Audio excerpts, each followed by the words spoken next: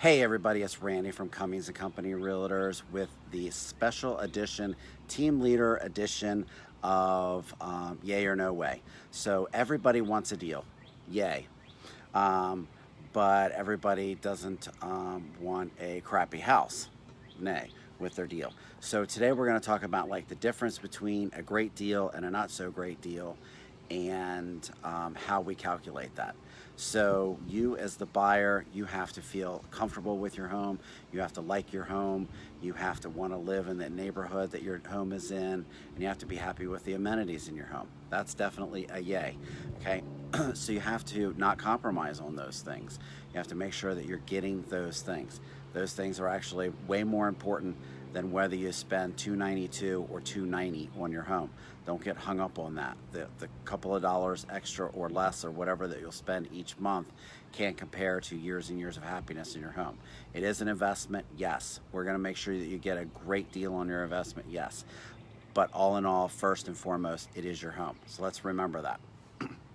Now, a couple of the things that we do behind the scenes so that you guys can relax a little bit and just choose the home that feels right for you. And I just did this with Sean the other day. So Sean, if you're watching, I remember when we were driving around and I was telling you this mind technique, and you actually closed your eyes and saw the home that you like. That helps just put it all in perspective. Set aside the numbers, this and that and the other, and just really just focus on, is this the right house for you? If it is, then let's get it. Here's what we do behind the scenes to make sure you're getting the best deal possible. Before I get into that, let me just reiterate one thing. We're in a seller's market right now. There's not a lot of homes on the market. The best houses are going super quick, and the not so best houses are staying on the market a little bit longer. These are the ones that you can get the best deals on. The ones that have been on the market 2 days and are priced appropriately, and again, in a minute I'm going to focus on what is priced appropriately mean. But when they're just coming on the market and they're a good deal, you're going to get tons of people bidding on it. If you want to bid $10,000 under because your uncle, your aunt, your cousin, or some guy that lives down the street told you that you should always offer $10,000 less, do me a favor. Talk to your realtor, listen to your realtor. They're the expert. They're the ones doing this day in and day out every day. First and foremost, obviously make sure that your real estate agent is an expert and does this day in and day out. All right, without any further ado, let me get into some of the stuff that we do behind the scenes. I do this with both my sellers and my buyers to make sure that we're pricing properties appropriately. More importantly, with the buyers, that we are putting an offer forward that is fair to both the seller and the buyer, gets them a good deal, and gets them a home that they can be happy with for a long time. So what we do is we start with a tool that we have called the RPR, the Realtor's Property Resource. Unfortunately, as a lot of my clients have asked, you're not going to be able to just look this up and get this. It is a realtor's proprietary tool, so it's something that we use. Not all realtors use it. They should be, but not all of them know what they're doing, so they're maybe not using it. But what we look at, it's really getting bright out here. What we look at is we compare the comps in the area. We adjust for the living area, the bathroom, and the bedroom differences, as well as, to a lesser degree, the amount of acreage at the house as well. Then we refine the price with home improvements or things that might need improving of the house.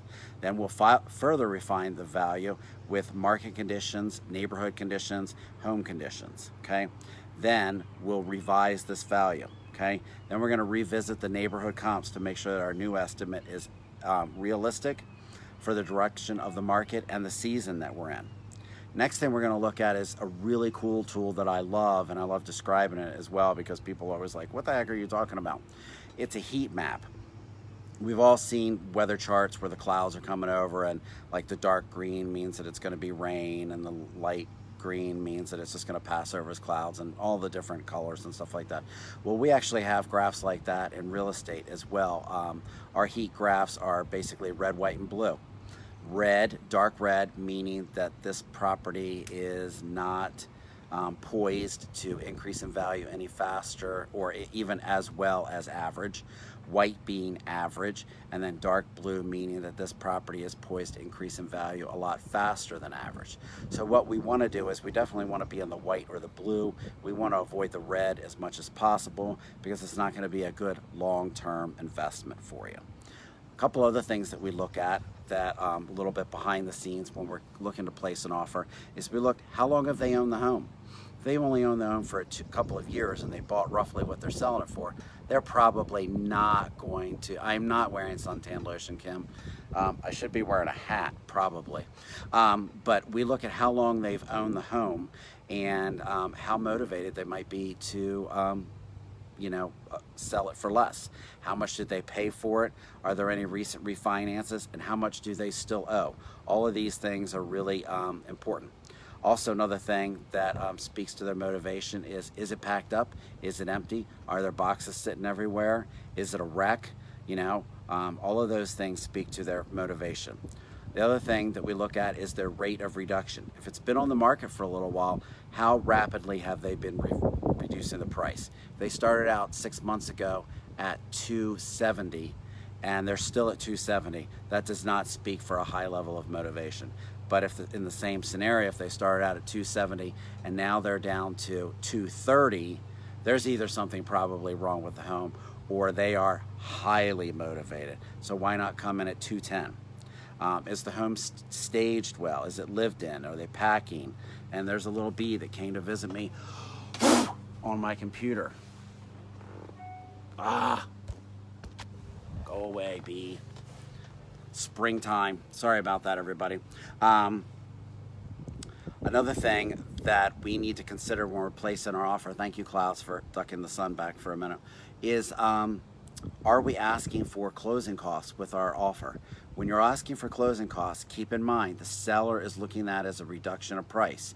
If it's a $270,000 home and you're asking for $10,000 in closing cost help, you're really offering $260 to them. Keep that in mind. If somebody else comes in and they offer $275 with the same $10,000 in closing cost help, seller's netting $265. All else being equal, they should take the other offer. So keep that in mind when you're offering. Also, do you have any crazy contingencies beyond just normal inspections? If you have a house to sell, if you need third-party approval, if you're doing a CDA grant, any of that stuff, it lowers your ability to negotiate a little bit. So we have to compensate for that. So those are just 15 things that we looked at. While in this, we look at whether I'm looking to help you sell your house or whether we're helping you buy your house. So there's a lot of things that go on with that. What we want you to do is to really focus on the three things that I always mention: location, no, not really. Location, that you really have found the right location. And I know Derek and Stephanie last night, they really honed in on the location, and they went with what I consider to be the best decision based on the location. They put in a realistic price, they asked for closing costs that they needed, and it looks like they're gonna get the offer. But we haven't heard back yet, definitely, so I don't wanna let the cat out of the bag there.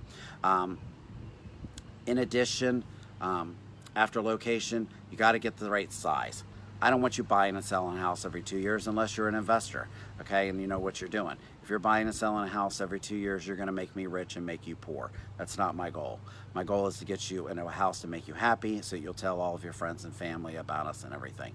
So make sure that you get a home that is the right size for you, and basically the right size for you for at least the next 5 to 6 years. If you're a growing family, get the extra room. It's a lot cheaper to spend a little bit extra and get the extra bedroom now than to sell the house 2 years from now, buy it, and then buy a new house. A lot of costs associated with that. Oh, please leave me alone, bees.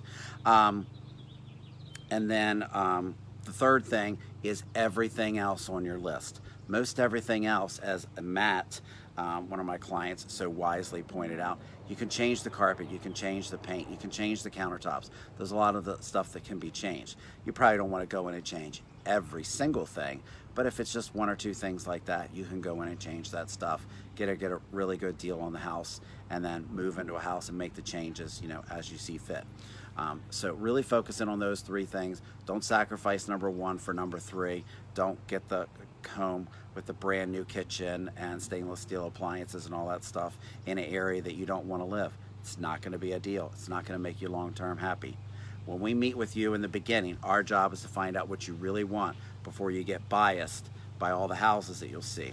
We keep that sheet with us and we call you out on it if you start deviating for it. If You want to change your mind? Great. Let's change it on the sheet. Let's write it down. Let's make sure that we're all on the same page. Because in the end, we want you to get a good deal that's going to be a good deal for you for a long time, not short term. So if you have any questions about how to get a great deal, please call us at the Pomfrey team. Myself, Sandra, Kim, Sinya, Christine, Jennifer, and Daisy, and Misha. Just kidding. Any of us can help you out with making sure that you get a great deal. We can talk you through the process, and basically what we sit down is we go over how to buy a house in about 90 to 120 minutes, and we go over everything with you, including a very in-depth questionnaire about what it is that you want. So, and Kim is saying call her. Yeah, well, you can call any of us. I'm not going to give out Kim's phone number, but I'm sure she'll probably post it on here. And if you have any questions about this, please feel free to give us a call. Enjoy the weather. This is my favorite time of the year. Those of you that are suffering with allergies, I greatly sympathize with you. My wife and daughter are suffering from them, and it's awful. So use the air conditioning. It's wonderful. And enjoy the weather. And if there's anything you need, give us a call. Talk to you soon. Have a great day.